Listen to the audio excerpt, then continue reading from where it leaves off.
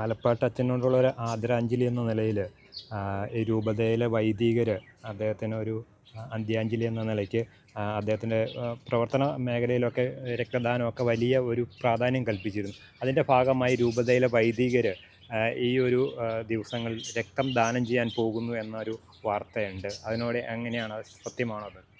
രൂപതയിലെ തീർച്ചയായിട്ടും അങ്ങനെ ഒരു തീരുമാനത്തിൽ ഞങ്ങൾ വൈദിക കൂട്ടായ്മയിൽ നിന്ന് വന്ന ഒരു നിർദ്ദേശമാണ്. തൃശ്ശൂർ അതിരൂപതയിലെ വൈദികരിൽ നലം തികഞ്ഞ ഒരു വ്യക്തിത്വം.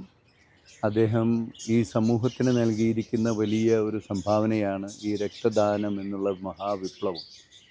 അത് അതിരൂപത വൈദികരെന്ന നിലയിൽ ഞങ്ങളേറെ അഭിമാനം കൊള്ളുന്നു.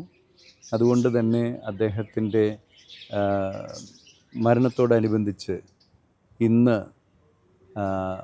ജൂബിലി മെഡിക്കൽ കോളേജിൽ 3 മണിക്ക്, ഉച്ച കഴിഞ്ഞ് 3 മണിക്ക് വിശുദ്ധ കുർബാന കഴിഞ്ഞാൽ ഉടനെ വൈദികർ ഇന്നും നാളെയുമായിട്ട് അദ്ദേഹത്തിനോടുള്ള ആദരസൂചകമായിട്ട് രക്തദാനം ചെയ്യുവാനായിട്ട് തീരുമാനിച്ചിരിക്കുകയാണ്.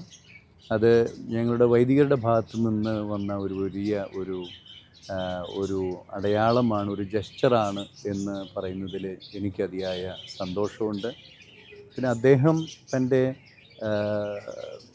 ഭൗതിക ശരീരം സഭാപരമായിട്ടുള്ള എല്ലാ കർമ്മങ്ങളും ചെയ്തതിന് ശേഷം ഭൂമിയിലടക്കുന്നതിന് പകരം അത് മെഡിക്കൽ കോളേജിന്, മെഡിക്കൽ വിദ്യാർത്ഥികൾക്കായിട്ട് വിട്ടുകൊടുക്കുവാനായിട്ട് അദ്ദേഹം വിൽപത്രത്തിൽ തൻ്റെ ആഗ്രഹം അറിയിച്ചിട്ടുണ്ട്. അത് നാളെ മൃതസംസ്കാര ശുശ്രൂഷയുടെ സമാപനത്തിൽ എല്ലാ കർമ്മങ്ങളും പൂർത്തിയാക്കി മണ്ണിൽ വയ്ക്കുക എന്നതിന് പകരം അങ്ങനെയുള്ളൊരു കർമ്മം കൂടെ സഭയുടെ അനുവാദത്തോടു കൂടെ നടക്കുന്നു.